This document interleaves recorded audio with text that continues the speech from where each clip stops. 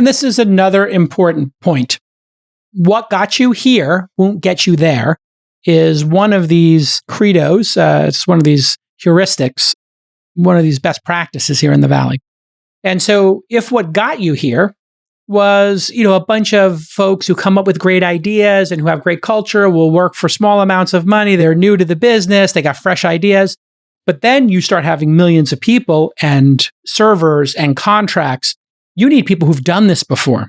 And this is one of the hardest things. And Mike goes through this where he's like, hey, this guy's my best friend, right? Multiple times when he wants to take him to New York. Right.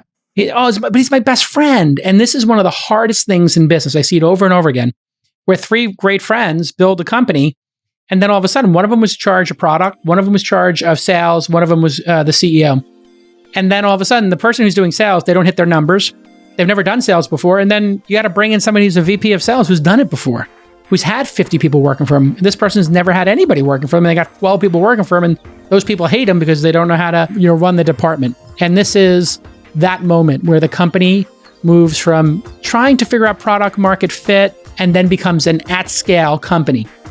The people who run an at-scale company, Lon, are very different people than the people who create products. This Week in Startups is brought to you by Vanta. Compliance and security shouldn't be a deal breaker for startups to win new business. Vanta makes it easy for companies to get a SOC 2 report fast. Twist listeners can get $1,000 off for a limited time at vanta.com/twist.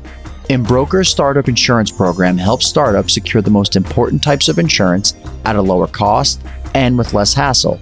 Save up to 20% off of traditional insurance today at Embroker.com/twist. While you're there, get an extra 10% off using offer code TWIST. And House of Macadamias is the next big health trend. Get a free box of Namibian sea salted macadamia nuts at houseofmacadamias.com/twist. Plus, get an extra 20% off your order by using code TWIST20. All right, everybody, welcome back to This Week in Startups. Got a real treat for you today. My guy, Lon Harris, is back with us. And Lon and I loved this segment where we would talk about the lessons and the TV shows, like the WeWork documentary. Yeah, We Crashed. We watched that one with Jared Leto. Jared Leto, so good. And then, his wife, Rivka, right? That was great. Anne Hathaway. And then we also did, we did the Dropout with Amanda Seyfried as Elizabeth Holmes, of course. When are those Emmy Awards coming out? Anyway. She won. It's over. He won. Oh, he won. Okay, great. Yeah, Amanda Seyfried won the Emmy for her amazing, dazzling turn as Elizabeth. I think it won a few other Emmys as well, the Dropout. Okay. So we thought there's so many great business movies out there, past and present, that Lon and I would do a business breakdown show. So this is a new show we're going to do for you, the This Week in Startups audience. Hopefully these will be timeless, but we're going to do the business breakdowns based upon a TV show, a movie, or a book. In this case, this is a book that was turned into a movie. So Lon, tell everybody about today's film. Right. Well, we picked the Sundance 2023 selection, Blackberry. It's a Canadian film about a Canadian company based on the book Losing the Signal, the untold story behind the extraordinary rise and spectacular fall of Blackberry. That's by Jackie McNish and Sean Silcoff. So this was co-written and directed by a guy named Matt Johnson, who also co-stars in it as Doug Fragan, one of the co-founders of Research in Motion, the company that developed Blackberries. We've had a glut this year of behind the scenes business movies. It's become kind of a whole film genre. Air, we had the story behind these sort of the Air Jordans. Tetris on Apple TV Plus. Okay. The story behind how did Tetris, the video game, get from behind the Iron Curtain, Soviet Union, over Flamin' Hot is on Hulu right now, the Flamin' Hot Cheeto story. Jerry Seinfeld in a few months on Netflix has the Pop-Tart story coming out. Wow. How the development and invention of Pop-Tart. So it's becoming a viable Hollywood genre, stories behind your favorite products and brands. And I like this one, the Blackberry film, just called Blackberry. I like this one more than most of the others we've seen because I really feel like they dug into the personalities and the characters. It feels like more of a human story. It is about the product, but it is also about the guys who created the BlackBerry, who ran the company, and how their dynamic changed how the business worked and what happened. So this is super important, I think, for everybody to take from here. What's going to happen on this episode is Lon's going to talk about the filmmaking and the story, and then throw it and toss it to me when we have a business lesson there. Now, I watched the film just last night, in fact, and I wrote down all the business lessons. So things that you would normally hear me talk about here on This Week in Startups as, hey, here's a business lesson for you. This movie is so good and is so well crafted. I really enjoyed it, and I watched it with my wife, and she loved it as well. Yeah, it's great. So it's really good. It's a great film, but I think it's an even better story. There's so many great business lessons in here. So let's stop the preamble and start the program. Right. So really, we got three main characters that we're following throughout the movie. We got Jay Baruchel. You know him from Freaks and Geeks. He's in a bunch of Judd Apatow stuff. He plays Mike Lazaridis, the co-founder of Research in Motion, and really sort of the brains in a high-level way, the engineering mind behind the BlackBerry, the guy who sort of really conceived of this product. And then Matt Johnson, who, as I mentioned, co-wrote and directed the film. He also co-stars as Doug Fragan, who is Mike's co-founder at Research in Motion. Another very smart, technical guy, but also the culture, the guy who was running the team there, was motivating the team, and was really safeguarding the early culture of what Research in Motion was and what they were all about. And then third, we have Glenn Howerton. He plays Jim Balsillie. He came into Research in Motion after hearing the pitch for BlackBerry. And he was the business mind. He was the guy, the deal maker, the money guy who sort of saw the big vision of how to pitch this, realized that Mike and Doug were behind the scenes, technical wizards, but didn't know how to be in the room, be in front of the money people and make the sale. And so that's sort of how he comes in and takes over the company. It's a great cast. It's a great cast. People are really enjoying seeing a different side of Glenn Howerton. Of course, Dennis from It's Always Sunny.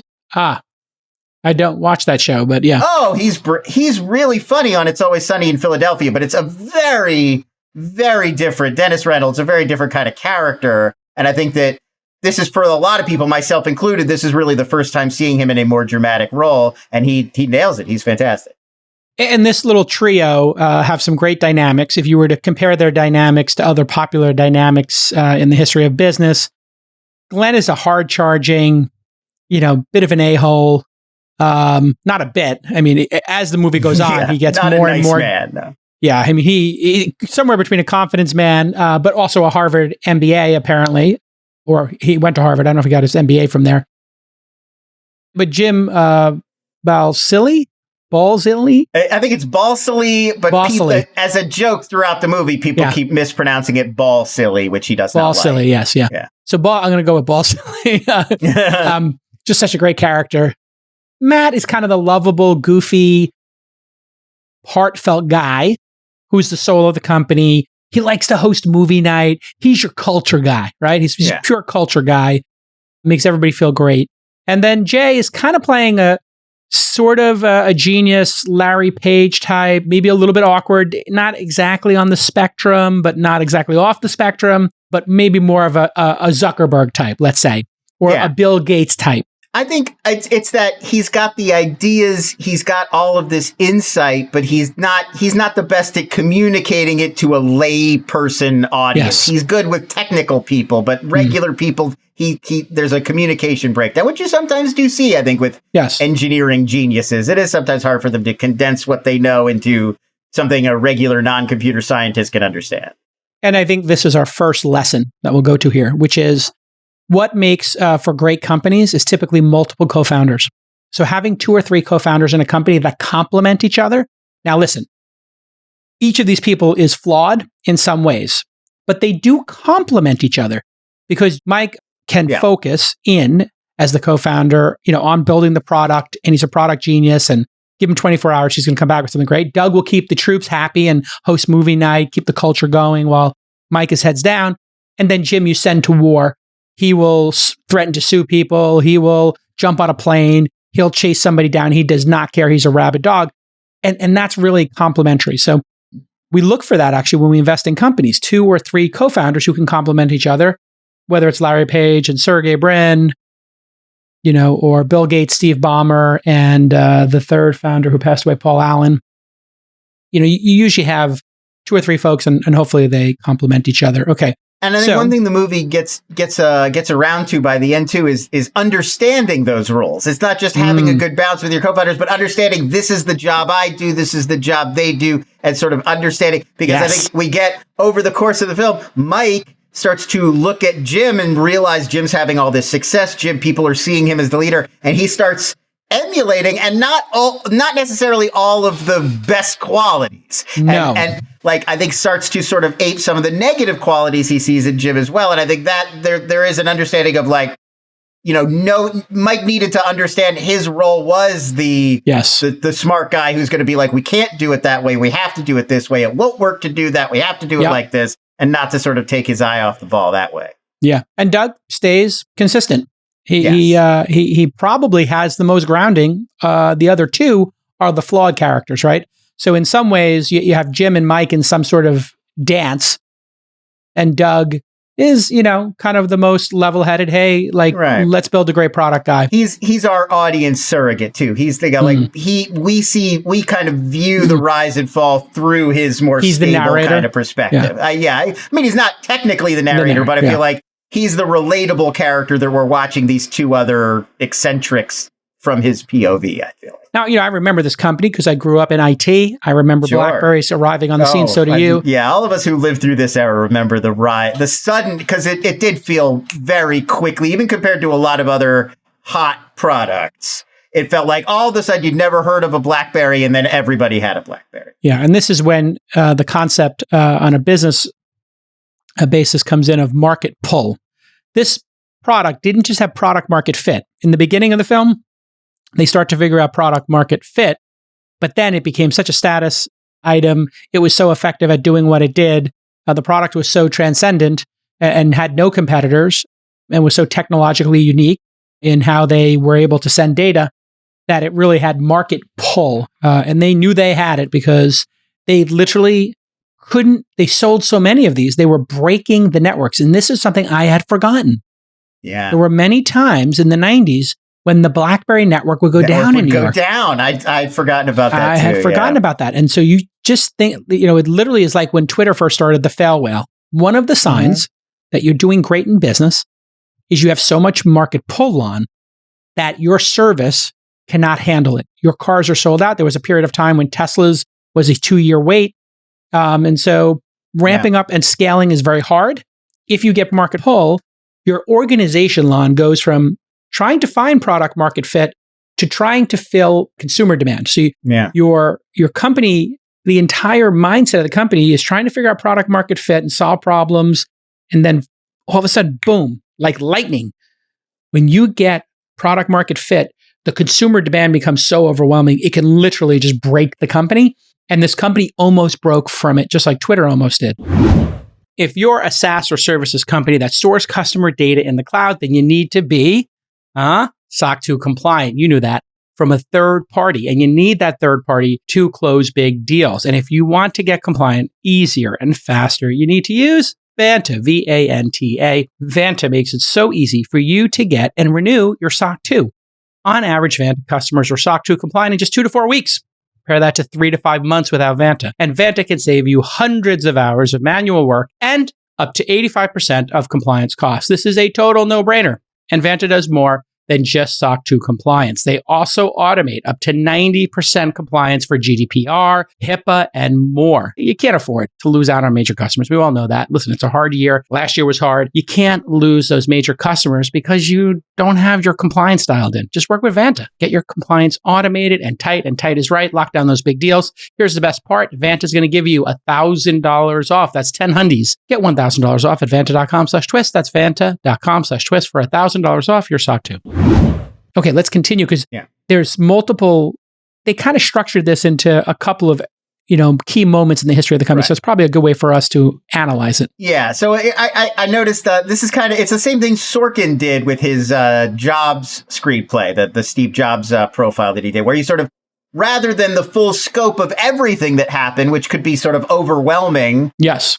Such a long period of time, so much to cover. We sort of zero in on a few key moments in the sort of development of the story. So yeah, we open in 1996 where Mike and Doug, they've created Research in Motion. They have all these modems that they've made. They've got this deal with US Robotics, which agreed to buy some of their modems, but now they're having trouble collecting on their invoice and deliver it. They're just being held up. US Robotics doesn't want to pay them for the modems.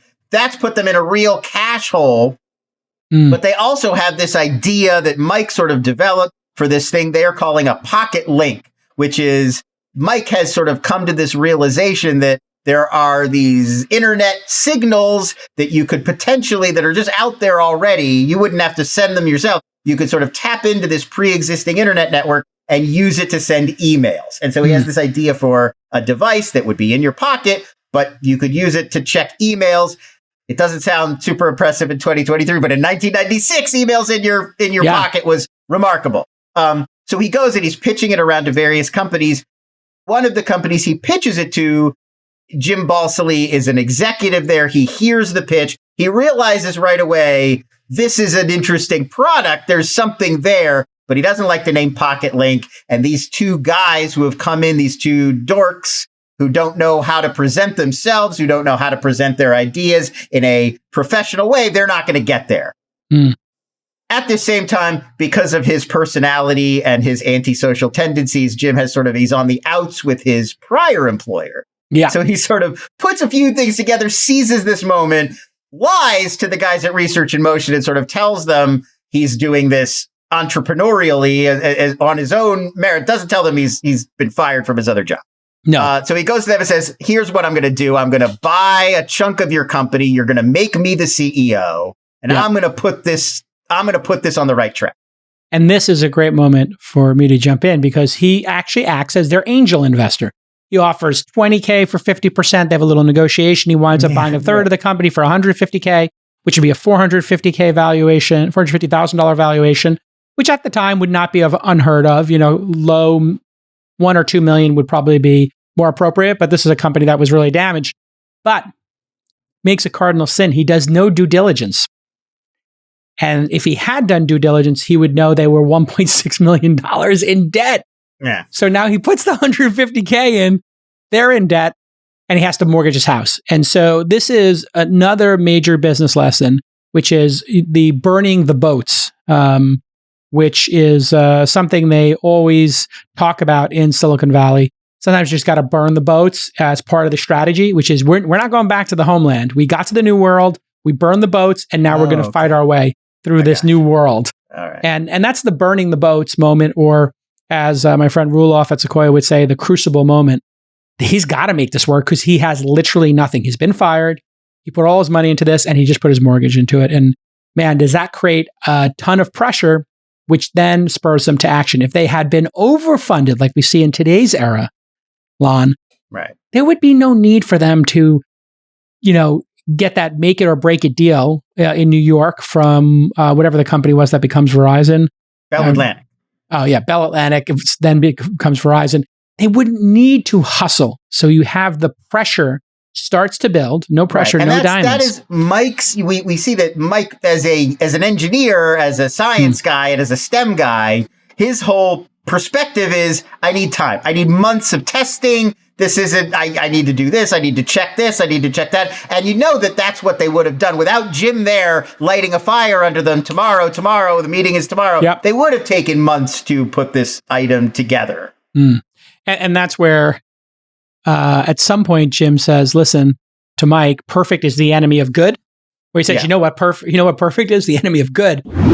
We are in a race to get this thing to market, and we are a year behind. I need a prototype. I'll do it perfectly, or I don't do it. Mike, are you familiar with the saying, perfect is the enemy of good?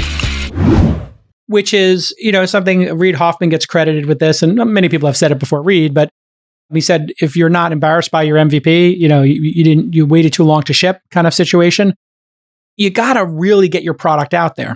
And that's what they did. They made in 24 hours, and maybe that's true, maybe it's not. Who knows if it was true? But he makes them do that overnight prototype. And that is the magic or a big part of the magic and folklore of the technology industry as I grew up in it. Now, today, the idea that people would work overnight and sleep under their table because of all the money in this industry and funding available and resources available, you haven't seen that much these days. Even in AI companies, they're not sleeping at their desks anymore. I think there's so much money in entitlement right now that the crazy pirate attitudes in Silicon Valley is limited to a very small handful of companies. If the company was going out of business, like if in this similar situation in today's world, the average Silicon Valley company, if somebody like Jim came in and said, "Hey, we got to do this overnight," you would have had 5 people resign on the spot. I'm not working overnight. They would have just walked out the door.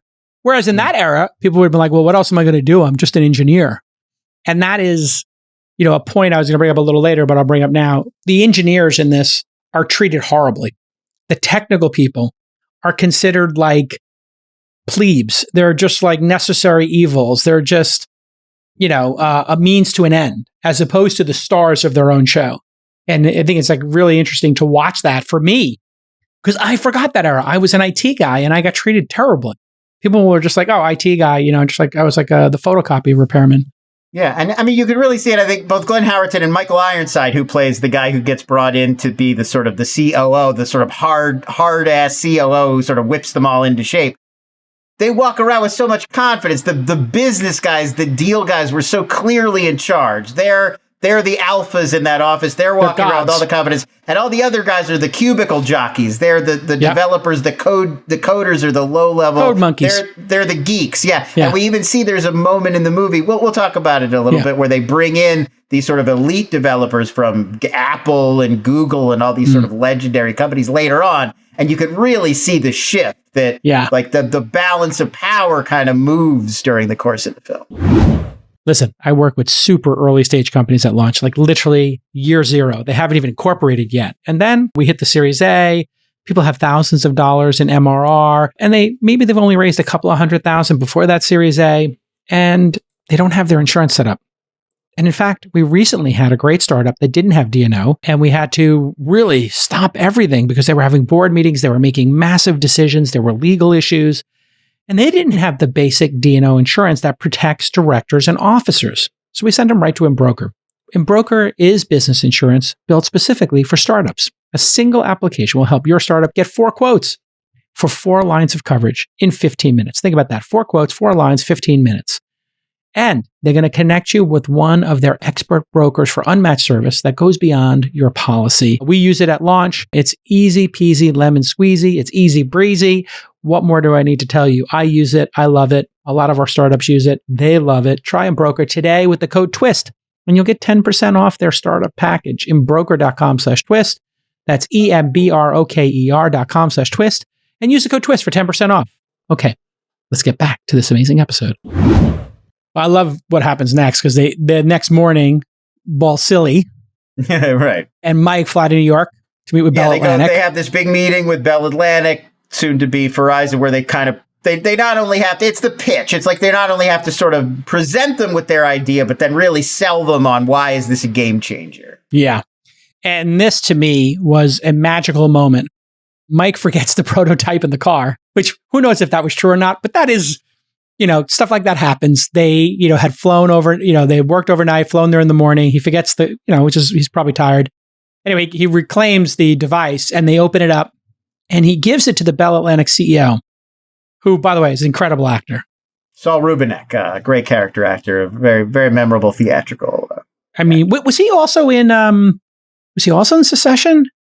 As like a lawyer, an environmental lawyer? Maybe. Yeah. I seem to remember seeing him around as like one of the guys in Logan Roy's. You've seen him in so many things. Yeah. I mean, he pops up in one of those characters. He pops up in a ton of stuff, but I don't know if he's. He is a really interesting character because he's probably 20 years their elder, it seems. So he has a lot of customers, so he's got a lot of wisdom. And there's a couple of great moments in this pitch scene, and I think this pitch scene is really one of my favorite parts. And at one moment, when he holds the prototype of the Blackberry, he says, well, it's definitely the world's largest pager. To which Mike Lazaridis says, no, it's actually the world's smallest email terminal. And what we call this in psychology and in business and in negotiations is framing. How do you present the idea is super important. And everybody kind of nods. And it's just such a great moment. And that basically wins them the pitch, that very moment. And you know, those moments are rare, but they're important. I think because it is a mental shift, and a lot of people watching this are probably too young to remember a time when the idea of a pager was that you couldn't really interact with these devices. Mobile devices were like alerts. It was one thing. It was like, you're getting a phone call, and then you got to go find a phone and actually make the phone call. And I think that's what they're getting at. John Woodman is the name of the character, Saul Rubinek. Like, I don't know if it's based on a real guy. But he's still stuck in that mentality of, well, this device in my pocket, it's going to like let me know if I have an email, or if it's going to like hook up to something that he's still not thinking about. No, you can do you can complete this task on this device. And that is like the changeover moment, I think. Oh, you know what? That guy was in Billions. He was happy. Yeah, Saul Rubinek's in Billions. Yeah. Unforgiven, too, very memorably. But he also has an interesting moment where they show him the jogger on the side of the Blackberry, which was like a little wheel that you could jog it up and down. Mm-hmm. And he, it's like little design elements come into play there, which I love because product does matter, right? Yeah. That's the dawn of the status device era. I mean, that was the first one where it wasn't just about what it can do functionality. It was about form. It was about looking cool. It was about showing off. It was about you have the hot new tech in your hands that I want to get, which of course we'll talk about paved the way for what was coming. Well, and it was, it's like a jogger or something. I forgot the name of it. It'll come to me. But it also was the beginning. Click wheel. Click wheel. Like it's kind of like that. It also was the birth of the gadget era. Right. So the Sony Walkman was like a gadget, but it was one of one in the world. But then slowly people started to make other devices, gadgets that you could put on your side, on your utility belt, as it were. And Blackberries would live on your belt, right? And there was another popular item called the Palm Pilot, which is a personal digital assistant. You didn't have a phone in it in the original version. We'll get to that in a minute. Yeah. There was another paradigm shift. That's when we make the jump to 2003. Yeah. So there were so many moments in this film where you saw the paradigm shifting. And paradigm shifts are so interesting to me because people have to live through them. And now I've lived through them. I lived through the PC era to the mobile era, from the client server era architecture to cloud computing, PCs to mobile, dial up to broadband, the consumer internet, web 2.0, social media now, AI. There's so many paradigm shifts that occur. And it's very hard as a technologist, investor, or somebody covering it to sometimes make the jump. And sometimes people stay behind in the paradigm. There was a great paradigm moment. It was very subtle. But when he explains to them that they can have more than 10 Blackberries on their network at Bell Atlantic, because instead of the Blackberries polling to see if there's, and pulling data down constantly, it just sends a note to the Blackberry that it's got a new message and push technology, right?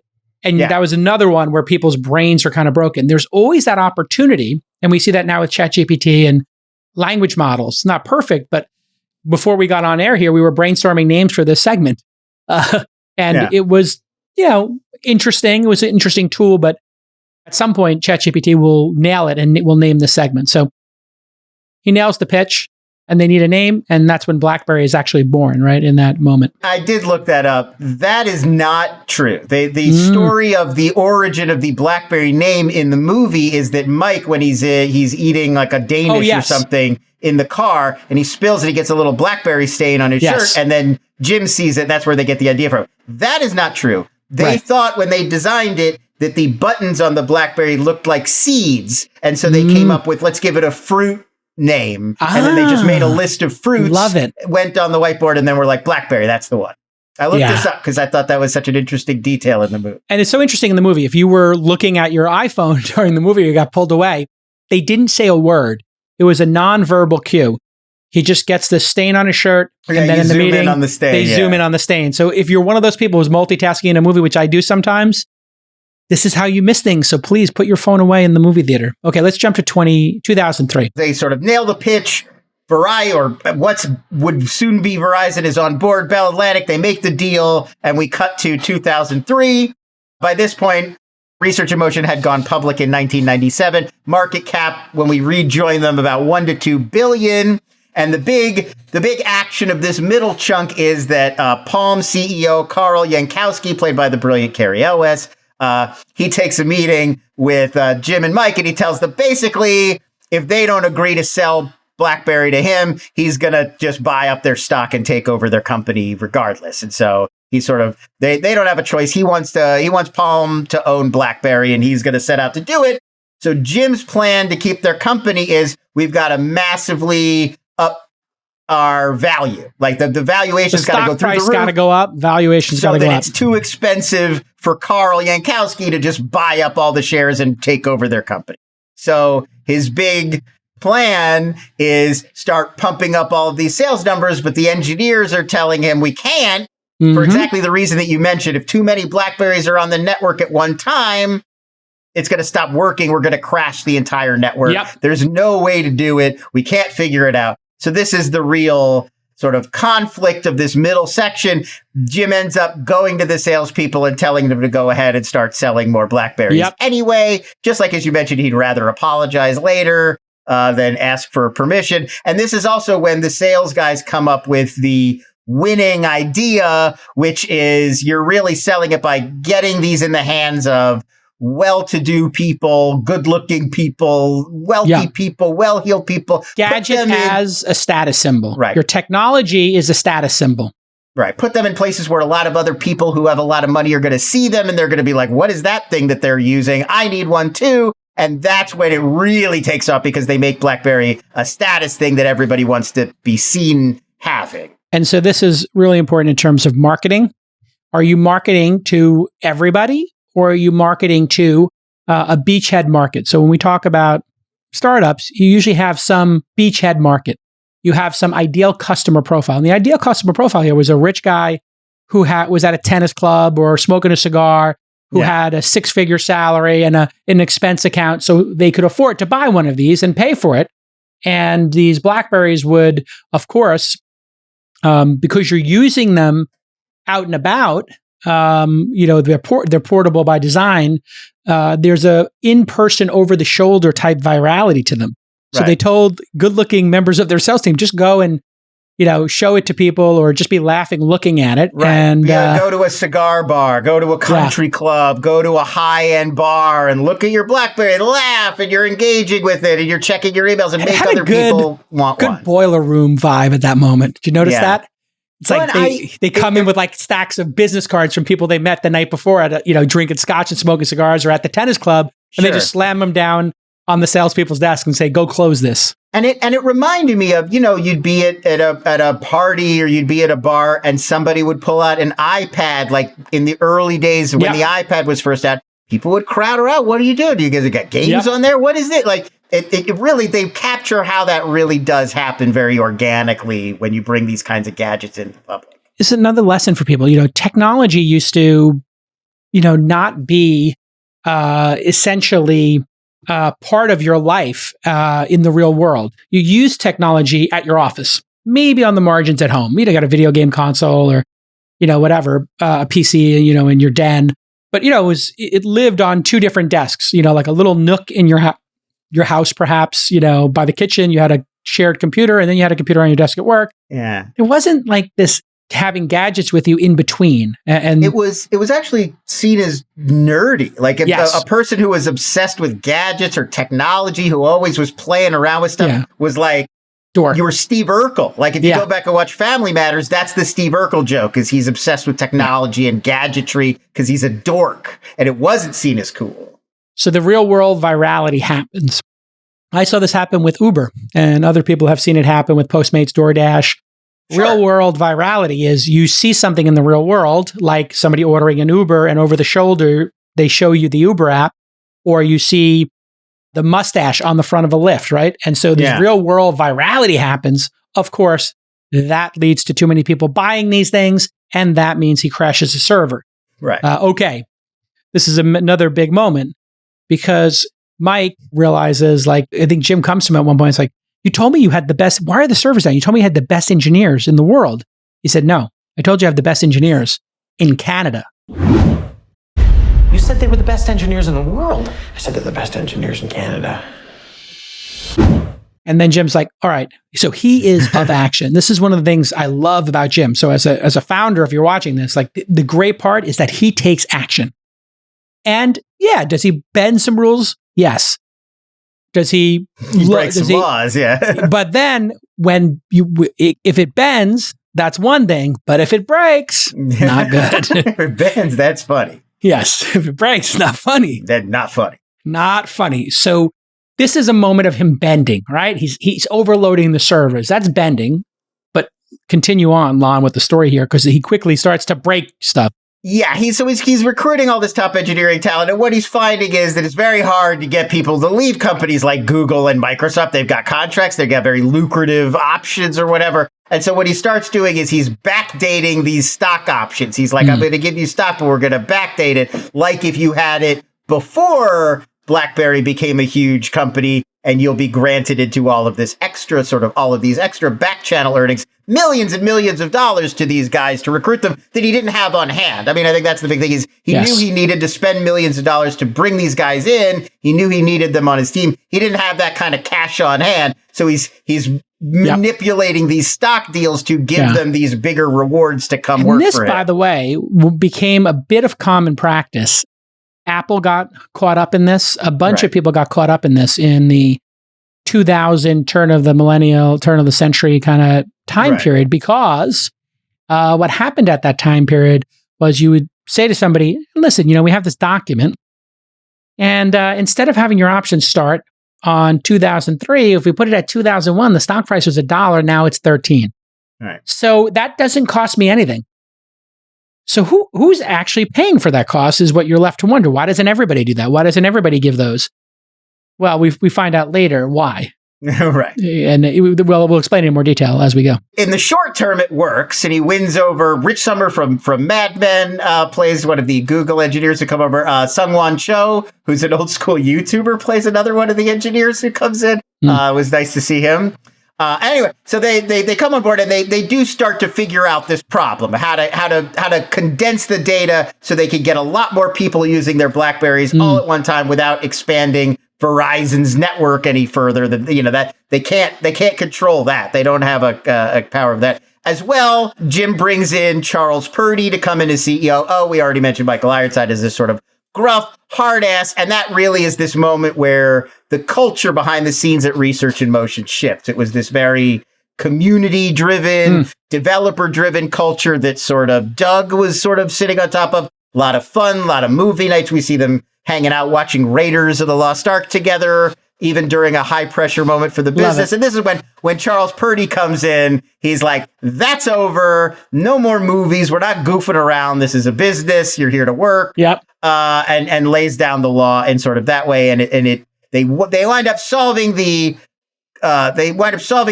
problem in terms of connectivity. The stock jumps 400%. So they have successfully fended off Palm's sort of takeover threat. But the culture of the business is fundamentally changed, probably forever. And that sort of wraps up the 2003 segment. And this is another important point. What got you here won't get you there is one of these credos. It's one of these heuristics, one of these best practices here in the Valley. And so if what got you here was, a bunch of folks who come up with great ideas and who have great culture, will work for small amounts of money. They're new to the business. They got fresh ideas. But then you start having millions of people and servers and contracts. You need people who've done this before. And this is one of the hardest things. And Mike goes through this where he's like, hey, this guy's my best friend, right? Multiple times when he wants to take him to New York. Right. But he's my best friend. And this is one of the hardest things in business. I see it over and over again, where three great friends build a company, and then all of a sudden, one of them was in charge of product, one of them was in charge of sales, one of them was the CEO. And then all of a sudden, the person who's doing sales, they don't hit their numbers. They've never done sales before. And then you got to bring in somebody who's a VP of sales who's done it before, who's had 50 people working for him. This person's never had anybody working for him. And they got 12 people working for him. And those people hate him because they don't know how to, run the department. And this is that moment where the company moves from trying to figure out product market fit and then becomes an at-scale company. The people who run an at-scale company, Lon, are very different people than the people who create products and who get a product to market and even create a category like this company did. To create a category, you got to be a bit of a pirate and you're very experimental. To be part of the scale team, you have to have a very narrow focus. At the start of a company, you got 10 people and each one's doing 5 jobs. And then when the company gets to scale, you have 50 people doing one job. Like literally 50 people in a department working on this one aspect of the phone, the keyboard. And literally everything gets atomized down to the point at which it would be very boring for some of those people to be there. And that's this moment. And for me, that was it's always one of the sad moments in a company, but it's bittersweet because it's a sign that you're growing, that you're outgrowing people. Just like sometimes personal growth in a relationship, sometimes people outgrow each other, right? And they get divorced or they don't stay friends. Yeah. And I think that is like that changeover is in some ways what I think the heart of the movie is really about. More than a lot of the sort of ups and downs of the business. It's about, people change and things change and how time and success and failure sort of shift relationships around, I think. Let me tell you about House of Macadamias. This brand's got a special place in my heart. The founders, Brandon and Carmen, they are avid listeners to this podcast, This Week in Startups. And they actually started their company after listening to this pod and reading my book, Angel. It's incredible. Oh, it warms my heart. And in fact, their first angel investment was a huge winner. And they used the returns from that investment to start a macadamia business. So here are some amazing facts about my favorite nut, macadamias. They have one of the best fat profiles of any nut, like an avocado on steroids. And macadamias have also been linked to fat loss and longevity. Why? Because they are the only nut rich in rare omega-7 fatty acids, which can support natural collagen production and glucose metabolism and reduced inflammation. House of Macadamia products have no sugar added and no artificial ingredients. So many great ones. I like the dark chocolate myself. They have the macadamia bars. House of Macadamia never runs discounts, but they always give a special offer just for our Twist listeners. Get a free box of Namibian sea salted macadamia nuts at houseofmacadamias.com/twist. Plus, you'll get 20% off your order with code TWIST20. That's a $35 value plus 20% off with the code TWIST20. Now, I got a question for you here. Is this movie so good that it's going to get remade with the next level of stars? No, I don't. I think what it is going to do, I think, is we're going to start seeing Glenn Howerton, especially in these pop up in more of these kinds of roles. I was saying this made me feel like he'd be a perfect Lex Luthor. We're recasting the world of Superman right now with the bald head. He's funny, but he's angry. He's angry. He's smart, but he's a loose cannon. Like it feels kind of a Lex Luthor-y sort of. So I think this movie is going to get these guys a lot of attention, and I think it's still only VOD on streaming. So I think once this ends up on a Hulu or on a Netflix or on a I don't know where it's going yet, but I think a lot of people are going to discover. All right. Well, now we get to the big moment that you've all been waiting for, 2007. Right. So finally, we're at the 2007, the sort of the final chunk of the movie. So BlackBerry now, by this point, 50%, close to 50% of the global phone market. They're the dominant player in the category. Jim is starting to get distracted. We didn't mention earlier, he's an obsessive hockey fan. And at this point, when we rejoin him in 2007, he's become very fixated on this idea of bringing a hockey team to Toronto. And I'm right? Toronto? Bringing a hockey team to Canada. He wants to take them from Pittsburgh? Yes, he wants to take the Pittsburgh Penguins and move them to Hamilton, Canada. That's his big plan. So as that's happening, he's become very distracted. He's kind of taken his eye off of BlackBerry. As that's happening, Steve Jobs memorably has a keynote at which he announces the iPhone. And immediately everybody, except for the people inside BlackBerry, seem to sense this is a real important moment of significance. The team at BlackBerry seems a little distracted. They don't necessarily see it as an immediate threat. Yes.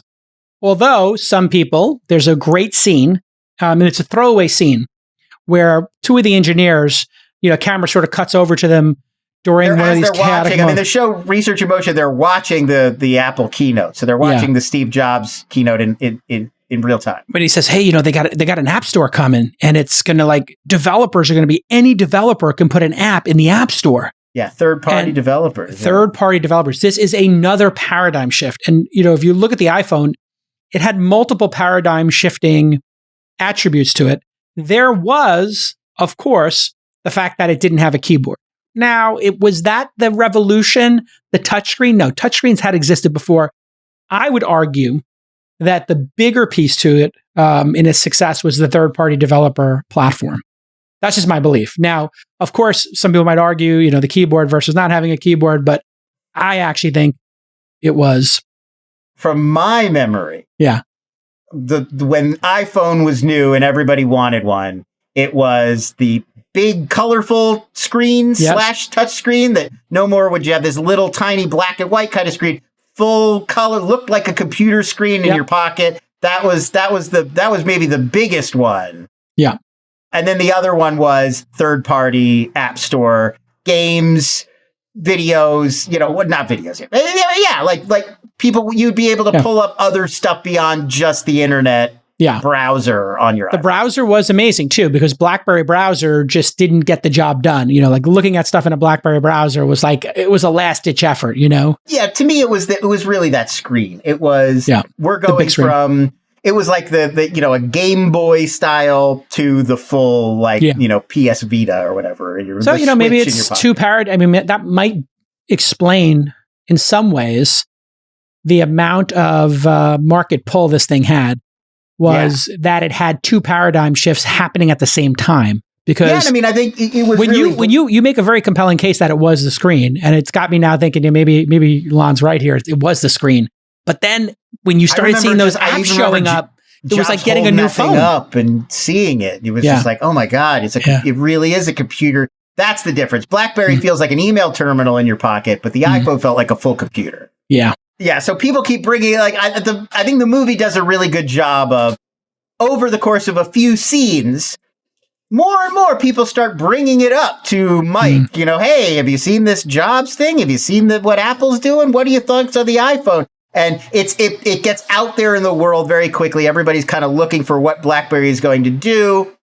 And I think this is where we get that they kind of didn't get what the nature of the challenge facing them was and how to respond. Mike gets very fixated on how do we sort of find a middle ground between competing with the iPhone, but keeping the BlackBerry-ish. It's got to click still. It's got to feel authentically like the BlackBerry I already created. And I think the movie implies that there was a little bit of ego there. There was a little bit of pride. Yes. He has a point where it's like, I invented this whole category. I came up with this product. And he did. He did. But and he did, yeah. He's holding on to it even after but here's the next revolution. This was the tragedy. And, I've seen this moment. I've seen this moment up close and personal with founders as well, which is you sometimes identify yourself with the product and the company more than you realize you are the creator of the product and the company, and that you'll have other creations down the road. If he had more grounding and less ego about this, or just more self-awareness, you could say, listen, they went up to it's a better product. Our product's different. We've got some number of years where people are still going to buy BlackBerries because they're addicted to them. But we really need to start thinking, where is the puck going? And do we need to make a competitor to the iPhone? What's the opportunity here? And eventually they did do a BlackBerry with Android on it. They did do a BlackBerry with a keyboard at the bottom and a huge screen at the top. They tried a lot of different ideas here. And none of them stuck. But It really is, when I said before about paradigm shifting, paradigms shift, but sometimes people do not. And that was the moment where he couldn't leave the current paradigm. He was too identified, with his personality, and he couldn't make the jump.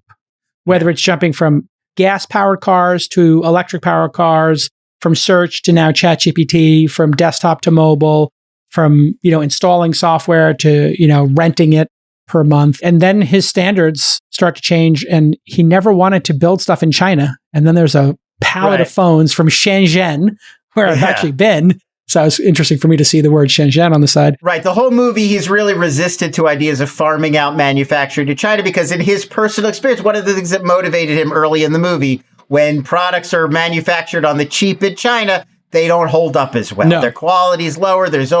He's irritated by like when there's static on the audio device or when little things stick. And so he's a perfectionist. He wants everything to be great. He refuses. And then at the end of the movie, that's when he caves and he's like, okay, to get these Blackberry storms out at cost, on budget, in time, we'll farm it out to China. And then at the end of the movie, it makes him crazy. He's going through the box and fixing them individually himself. It's kind of like, what it reminded me of is The Conversation.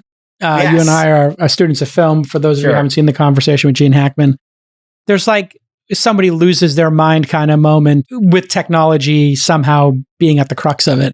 Right. Yeah. It's this pointless, and we back up and you see all the boxes. He'll never be able to fix all of the phones himself. And so even as all that's going on, we also cut to the SEC is now investigating these stock deals. Basically, Mike and Doug both point the finger at Jim, like we weren't doing the money. He was making all of these offers and doing these deals. So in the movie, Blackberry gets raided by the SEC. Jim was forced to resign as chairman, and the company announced they ended up settling the case with the SEC. The FCC and the FBI cracked down on many companies during this era for backdating their options. This people got speeding tickets, and they got big speeding tickets for these. We're not insignificant. Yeah, and ultimately, Jim, he was focusing more on this NHL deal, took his eye off the prize with Blackberry, and then in a final tragic turnabout, he also doesn't. The NHL deal falls through, so he ends up getting nothing. He took his focus off of Blackberry, and that company crashes. And he doesn't get his Hamilton, Ontario hockey. Which is, focus matters in startups. And when he starts getting obsessed with the NHL, that's when you knew that was more important to him than, running the company. And this is one of the things with great success. It's something I've, listen, I haven't had great success, but I've had some success. A lot of times you get some success and it's very easy to get distracted. Adam Newman with his private jet. I've seen founders get obsessed with their front desk and the reception area. There were two founders I knew who were fighting over the design of the reception area, where their offices are going to be.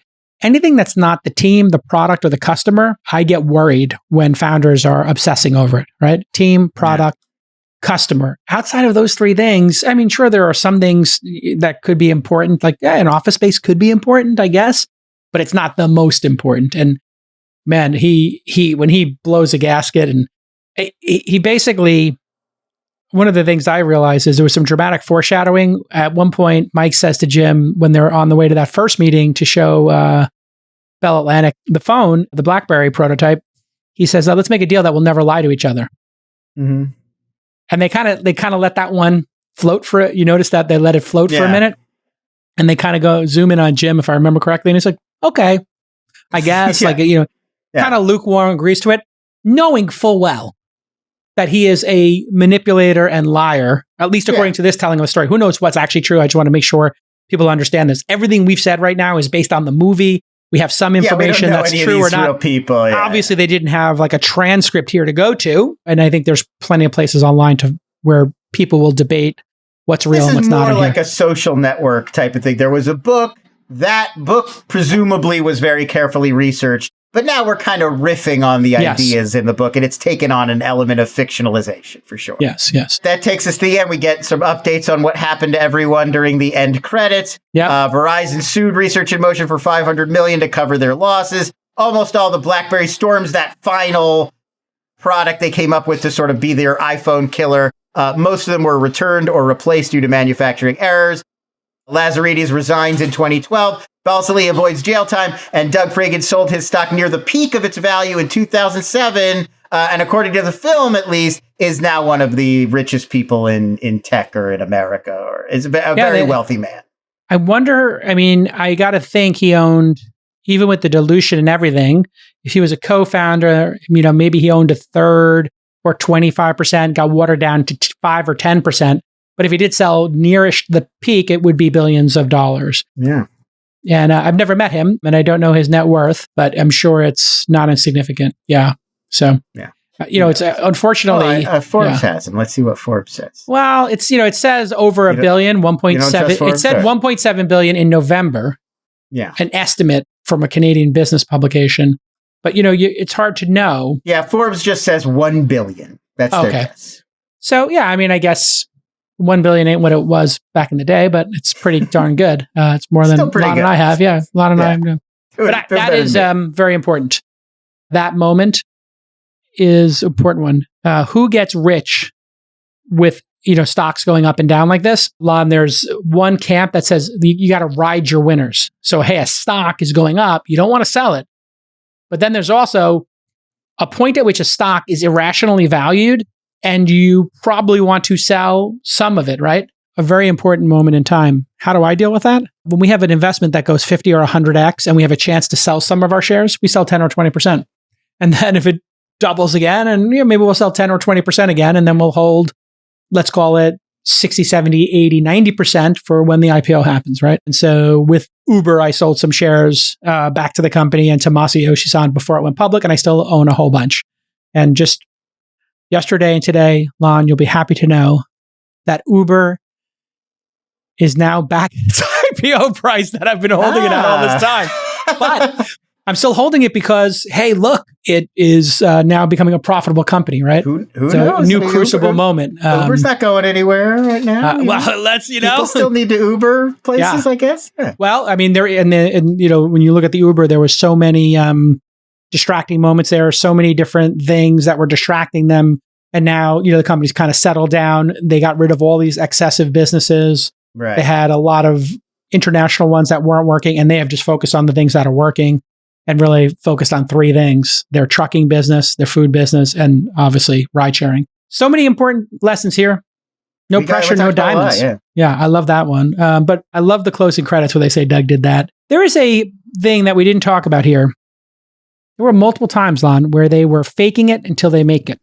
Oh, sure. And this is, I think, an important lesson. You see other companies fake it, and they don't make it. And that would be Theranos. Right? It was like, fake it, fake it, fake it. We're never going to make it. And then this fake it till you make it. They did fake it till they made it. And this was like a perfect example of like prototypes and duct tape, and we can deliver the product even though they couldn't. I do think that there is, the movie does kind of show you like how this is not like Theranos. That Theranos, you really had the sort of the vision and the dream, and then all the technical people Elizabeth Holmes would talk to, all the microbiologists, all the engineers would be like, I don't know how this works. It's just too small. There's no way to manipulate this many chemicals and processes in this little box. Research in Motion, it does not seem like they're trying to do anything that is completely impossible. They're trying to solve difficult problems. And I think the fake it till you make it part is, this is a problem we could solve in 6 months. Well, I need you to pretend to solve it in a week. And I think that is faking it till you make it, but it's categorically different than step one. I'm going to have this box does blood tests. Well, how does it work? I don't know. We'll figure it out. Like I think there was less faking it with Research in Motion.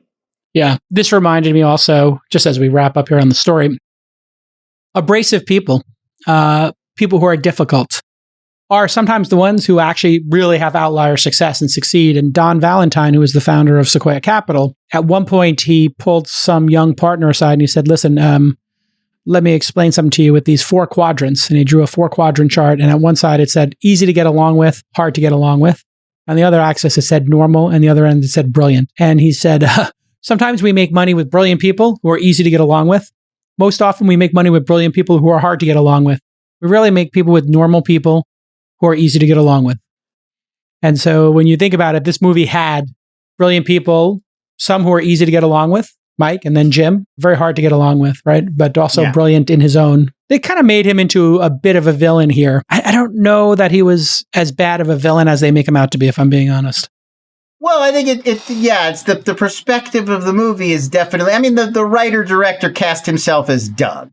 So I think that you can see where sort of the movie's POV comes in. And the movie's being made by, artists, creative people, not business people. Business people don't make movies. They're too busy starting companies. So I think that if you are coming in from that mindset, there are natural heroes and villains in this story. And Jim is the villain. But I think you're right that if an investor or a bunch of CEOs and founders wrote a movie, Jim might very conceivably be the hero of their story. And I think we've seen other versions of this where that character is the hero, the founder. But There's all sorts of business movies where it's about the entrepreneur, the startup person, the deal maker is the genius visionary. They're the hero. And I think this is a little bit of a different take. This is from the perspective of the other guys in the office. Let's do our quick awards. So our first award, the Would Hire Award for a character you would hire immediately. So you're telling me there's a chance? Who's in contention here? Some of the nominees we have here, Jim Balsillie, Charles Purdy, that would be the CEO, tough COO guy, the engineers from Microsoft and Google who helped Mike figure out the networking complications, or a sleeper pick, the receptionist, Jim's very first hire, who stays with the company for 7 years. Okay. Or you can go rogue. Well, from where I am in my career, I like a COO type. Very rare to have a hard-charging COO, no bullshit, who is just content with staying in their lane and making the company operate really efficiently and keeping everybody on task. It is one of the hardest archetypes to find. People think they want to be a COO, but they don't have that rigid and what would you call him? Like a sergeant at, that kind of fixer sergeant kind of approach. A hard ass, yeah. A hard ass, yeah. Who do you got? I think it's hard to not pick Paul Stanos and Richie Chung. They are the Microsoft Google engineers who come and figure out. They're the guys who figure out the hardest problems. I think that you don't have a company that can grow without those guys coming in at a crucial moment.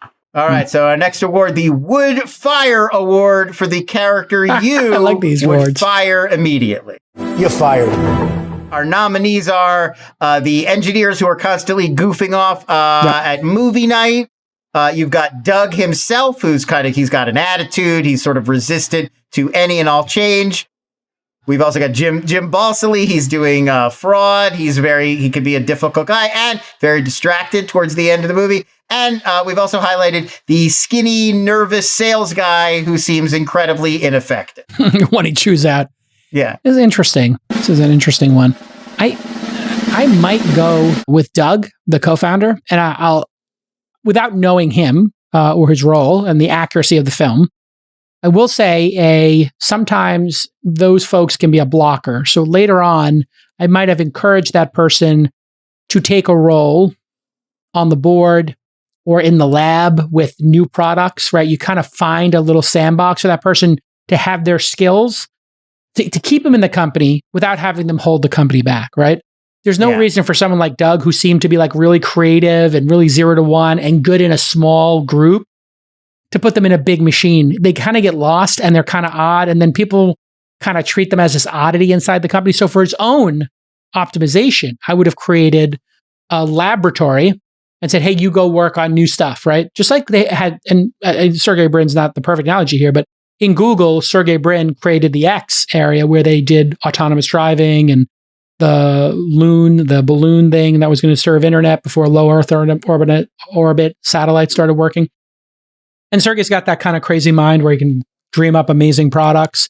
And so I think when you have somebody who's that good, it's kind of a waste to keep them working on one product in the 7th, 8th, 9th, 10th, and into the second decade of the product. Like why not have them give the world a new product? Yeah, I think an interesting thing that they depict about Doug, because even though the movie obviously likes him, he's a likable character. He's being played by the writer director. I think it is very aware of he's got that tendency to immediately resist change, even if it's potentially positive change. And I think I can be that guy in work situations sometimes, and I think I sort of recognize that as a flaw of my own personality. And I think those people can be troubling, because sometimes you're trying to work quickly. You're trying to motivate everybody. You've got to make this adjustment quickly. You've got to pivot. And you do tend to have those people around. It can be a little toxic, who are always the ones who are like, well, I don't know if this is going to work. Well, I don't think the timing is right. The worst version of that's called an Eeyore. From Winnie the Pooh. You're not an Eeyore. You're just creative, and you should be in creative situations. It's something I'm aware of, and so I tried not to do it as much as my natural inclination would be. I'm always inclined to be like, is that a good idea? I hold back a lot because I know that I do that. All right, this is a weird one. The Scarface Push It to the Limit Award for Right. Best Money-Making Montage. We'll play the sound cue, I'm sure.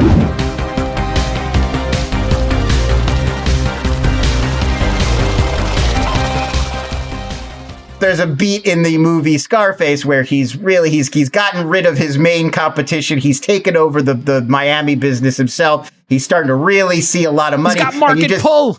And you just got this. Brian De Palma does this amazing and very 80s montage of them counting the money. Tony Montana smoking cigars. He's on the phone with his Colombian contacts. There's got to be a car. It's got to be a sports car driving somewhere. Him and Michelle Pfeiffer dancing at the nightclub. Oh, got to be a club. I wonder if there's some people doing, illicit drugs in that montage definitely somewhere. Got some people doing blow in that montage. Sure. So. Yeah, so I mean that's the moment. Every capitalism movie has that moment of it's everything's firing on all cylinders. They found their market fit and they're making a lot of money. Yeah. Well, you also think of the cartel movies always have that. Like in Blow, there's that great montage where Johnny Depp's filling up the closet with suitcases and bags full of money, and you watch it. I love a good montage. Keeps the story moving. You can get a lot done in a montage, but this one where they have the needle drop and Someday by the Strokes. Yeah. And you cut to a lot of real TV moments like Oprah giving everybody in the audience a Blackberry, how it really became this cultural thing overnight. Yeah. It was they did drop like Doom. They did show like Command and Conquer. I think they were playing the classic video game. Oh, sure. Yeah. They had a lot of great moments about what life in the 90s and into the 2000s were like. So they did the opening credits too are really good. I forget what song there, but it's like Cannonball or something. It is Cannonball, I think. The Breeders' some Cannonball. Good song, yeah. But it opens with it's sort of the period right before Blackberry, like the 80s and early 90s, like where these guys' heads would have been at. Like here's what technology was in the previous generation that was feeding them and their creativity. And I thought that was a clever way to open. They had two little modern day head nods too. I don't know if you saw them, but there was one where, they had the ephemeral film of, I forgot his name, but computer scientist talking about, hey, you wouldn't even need to be in cities anymore. The concept of a city will go away. Oh, is it Carl Sagan? I don't know who that opening scene is. We got to check that. But anyway, I think that's a notable one. I don't think that was made up, but it could have been staged for this, and they could have just made it look old. I think almost everything in that opening montage is like, it's like Star Trek and like all of the like 60s, 70s, 80s, and 90s ideas about tech sort of all very quickly. We're seeing, like circuit boards and, like soldering, all the halt and catch fire sort of 80s and 90s tech these guys would have been raised on. Yeah. I like the Oprah, kind of giving them away and people freaking out. Those kind of cultural markers of like, well, that if you had a huge breakout product in that cultural moment, that's how you would know Oprah wants to give it away. That's how you know it's the hottest thing. All right, here's a funny one. The Travis Award for Biggest Force of Nature. Named for Travis Kalanick, of course. We are going to dominate every city that we go into. So we've got Jim Balsillie, Palm CEO Carl Yankowski, played by, of course, Cary Elwes. Then sleeper pick, Steve Jobs, who does not, there's no actor playing Steve Jobs in this movie. We only see that archival footage of his keynote, but he definitely steps in and changes the entire course of the film by introducing the iPhone. I got to go Steve Jobs in this. I know Jim is the easy choice to make because he's so ballsy, Balsillie, but I got to go with Steve Jobs. He was relentless with that phone. And I mean, just getting Singular and then the next network, the Nets network, and the pace at which they came out with new ones and their commitment to it. I think like sometimes the first person up the hill takes the arrows is another business lesson. And if you look at Yahoo, they ran up the hill, they took the arrows, and Google came after them. Then you had Friendster and MySpace, and Facebook came after them, right? For Tesla, you had what was that EV1? I forgot which company it was, but they destroyed all the cars. Yeah, and Tesla came after them. Like, so sometimes there's like people who try these things, but it's too early. And that was another very important part of this film is timing.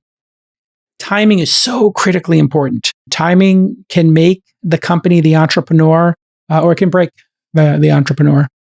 Yeah, the other fascinating thing about Jobs, I think Jobs is the obvious pick here too. And I think it's also that the birth of like the keynote being a spectacle. Yes. Like the idea, the movie really shows us everybody's watching that Apple keynote in real time. And this is a landscape BlackBerry sort of helped to create.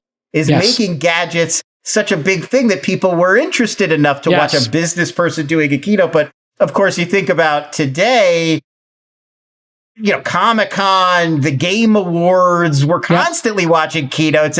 It's an entertainment vehicle just like anything else now. Yeah. And that really drove that home, that's a Steve Jobs creation. He was, I'm going to come out and make this keynote itself a part of the product launch. I'm going to, this is the introduction of the marketing when I come out on stage and tell you what it's going to be. Yeah. All right. Listen, this has been a great episode. Let us know what you think. We're going to do it again. I think the next one, you had a couple of ideas for the next one. What's your best idea for the next one? Oh man, there's so many of these movies that we could do. I mean, I do think Air had a lot of interesting, it's not tech. No, but it doesn't have to be for business lessons. I do think Air had a lot of interesting sort of insights about Nike. Yeah. Well, that one, it's about Nike and really the very specific sort of internal Nike debate about basketball shoes, the basketball division, how to market to basketball fans, and how that sort of all led to the development of the first Air Jordan product launch. So that it's a Ben Affleck That's a movie great that one. came out. I like putting on the list The Founder. Yes, with Michael Keaton. Michael Keaton, and the book's great as well. About Ray Kroc. My big question to you would be, should we do the granddaddy of, I think, a lot of these, certainly in the tech world, The Social Network? I haven't seen it since it came out in theaters. I think it's a great one to put on the dock, for sure, to look back on what were the lessons there. And I think David Fincher kind of codified this genre. Sorkin and Fincher, to me, sort of invented the modern business movie as we're thinking about them. Well, I mean, then we have to think about what was pre-Social Network. So pre-TS. Well, sure. I mean, you mentioned Tucker. Boiler Room, Tucker, certainly. I think, you could talk about like the sort of Wall Street kind of that Wall Street's not bad. Yeah, lessons there. You could also do you could stretch it a little bit and go business lessons from Scarface. You business lessons from The Godfather. I mean, if you want to talk about those are sort of business movies. I mean, there's also it would be probably fun to go back and revisit Pirates of Silicon Valley. That's an HBO movie about Bill Gates and Steve Jobs. Yes. Remember that one? I you know what? I don't think I've ever seen it. I think I only saw parts of it. Oh, really? Wow. Yeah. Noah Wiley is Steve Jobs and Anthony Michael Hall is Bill Gates. It's like late 90s, early aughts. But yeah, it's about, the founding of Apple and Microsoft. And there's sort of those two big personalities. And that would be fun to revisit. Yeah, you have to think some of these will work for an hour discussion or a 45-minute discussion. We might want to pair some together because you got Glengarry Glen Ross. Sure. It's got a lot of lessons in there, obviously, about sales. But Glengarry and Boiler Room would go very well together. That's what I was just thinking. You pair them. Those like about guys who clearly have watched Glengarry and sort of modeled themselves on it. I also feel like, I was just thinking of where is it? Pursuit of Happiness, maybe? Yes, I think that one. Yes, I was going to say Moneyball. I think would be another good one. Moneyball's great, which is a movie I think that for non-business people comes up a lot in terms of like business lessons that you could extract from a movie. Moneyball, I think, was a really clever sort of way to take that nonfiction book and sort of make it into a narrative. Fascinating. Yeah. Yeah. So lots of stuff we could do. So interesting. I just asked ChatGPT, give me 10 more that are similar, but don't have to be about business, but have business lessons in it. Did you ever see Margin Call? That Moneyball. JC Shandor movie? Oh yeah, of course. Yeah. Yeah, that would be a good one too. About like the first 24 hours behind the scenes at Lehman Brothers, like right as the financial crisis hits. And like Zachary Quinto plays the sort of analyst behind the scenes at Lehman Brothers who first notices what's about to happen and is like raising the alarm at the company. Really well done. Jeremy Irons, so good. Jeremy Irons' best 10 minutes in movie history in that movie. Yeah, it's just, he just has amazing. That killer monologue at the end, but it's just devastating. It's perfect. Yeah, when he starts justifying what they're selling, that was pretty next level. We are selling great performances to willing buyers at fair market value. He's screaming it. Yeah. It's like, we'll never sell again. He's like, there's never going to be an again. Yeah. This is the end of the road. This is it. That scene is amazing. Yeah. I'm going to watch it on YouTube right now. I mean, it is get you up. I mean, I feel like crypto people are so inspired by that movie without ever having seen it. It's kind of like their film of just sell the shares. When the market opens, sell with all your heart, to whoever will buy them. And they're like, to our customers? You want to sell this shit to our customers? He's like, they're willing buyers. Yes. Yeah. Big Short. Yeah, of course. Sure. Big Short. Yeah. I mean, Devil Wears Prada. I wonder if there's lessons in there. More like a job. Yeah. I mean, definitely there's that one big Meryl Streep monologue scene that we could talk about for sure from Devil Wears Prada, where she's like, Anne Hathaway doesn't realize, she doesn't think she makes fashion choices, but every choice you make about every piece of clothing you buy was influenced by all of these different things. And sort of, it's like a little quick lesson about how the fashion industry works. All right, everybody. We will see you all next time on This Week in Startups. Thanks, Lon. My pleasure.